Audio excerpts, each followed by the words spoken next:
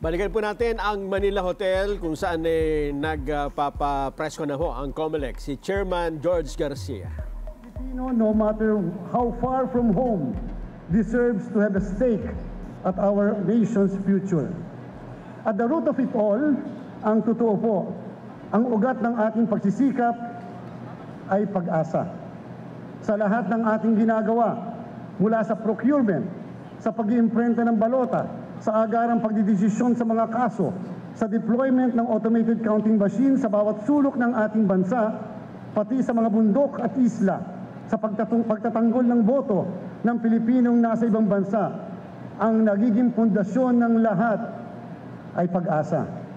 Umaasa tayong hindi masasayang, umaasa tayong kahit alam natin hindi natin kayang kumbinsihin ang lahat, kahit na mayroon pa rin pilit na bumibili ng mga boto o gumagamit ng karahasan, diskriminasyon o disinformasyon, kung kaya't hindi natin ito tuluyang masugpo, ay mayroon pang kahit paanong magbabago, na may pipili ng tama, na may lalaban sa maling sistema, na hindi lahat ay madadala sa makalumang patakaran, hindi lahat ay tatahimik, na mas maraming makikilahok, na mabibigyan natin ng pag-asa ang mga botante na ayaw na sa lumang kalakaran ng politika.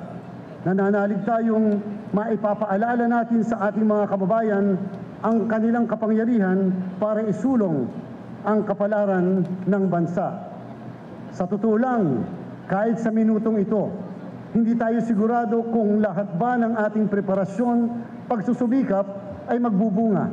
Hindi natin alam kung sapat na kahit ginawa na natin ang lahat. Hindi natin alam kung nabuwag ba natin ang mga problemang sistematiko, ang mga sugat na matagal nang bumabalot sa ating halalan. Pero kahit walang katiyakan, pinili pa rin nating maniwala at magtrabaho ng buong lakas. Hindi dahil madali, kung hindi dahil iyon ang tama. Hope is never passive. It is a choice we make, especially when it's hardest to believe. That said, meaningful change begins with the courage of a few until it becomes the voice of many. And while this journey has never been easy, it has certainly been made lighter because we walk together, bound by the same mission and driven by the same hope and inspired by a shared vision of a better, stronger democracy and a united commission on elections. Ipinaalala sa ating lahat na ang araw na ito, ang demokrasya ay hindi lamang isang kaganapan. Ito ay isang tungkulin, isang paniniwala, isang laban sa araw-araw nating nilalabanan. This is a fight we cannot afford to abandon, not now, not ever.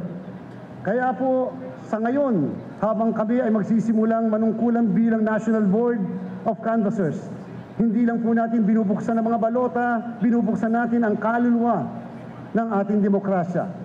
This is not just a plain and simple canvassing of votes. This is the canvassing of the nation's will. Dito natin makikita ang tunay na tinig ng bayan. Hindi sa sigawan, hindi sa social media, kundi sa bawat piraso ng papel na may pangalan, may panalangin, at may pag-asa para maayos sa pagpapatakbo ng ating gobyerno at liderato. Sa harap ng lahat ng ito, hinihiling ko, manatili tayong matatag hanggang sa huling election return, hanggang sa huling boto, hanggang sa huling bilang ng balota, hanggang sa dulo ng proseso. Samahan natin ang bayan sa pagbibilang. Sa lahat sa inyo na narito at sa lahat ng ating mga kasamahan na walang sawang nagtatrabaho, maraming salamat po. Sa mga guro, volunteers, frontliners, logistics, tech teams, security forces, hindi ko man kayo matawag isa-isa, pero walang hanggan ang aming pasasalamat sa inyong lahat. At higit sa lahat, sa sambayan ng Pilipino, nagbibigay-pugay tayo sa kanilang tiwala, sa pakikibahagi at paninindigan. Taimtim nating pinagdarasal na ang maluluklok ngayong araw ay ang mga pinulong may mabuting hangarin para sa bayan. At na ang mga desisyong ginawa natin ay magbubunga ng tunay na pag-unlad para sa ating mamamayan. Truly, a free election is worth our lives.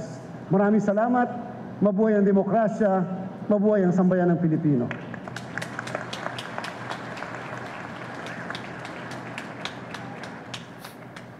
Yan po ang bahagi ng talumpati ni Chairman George Garcia.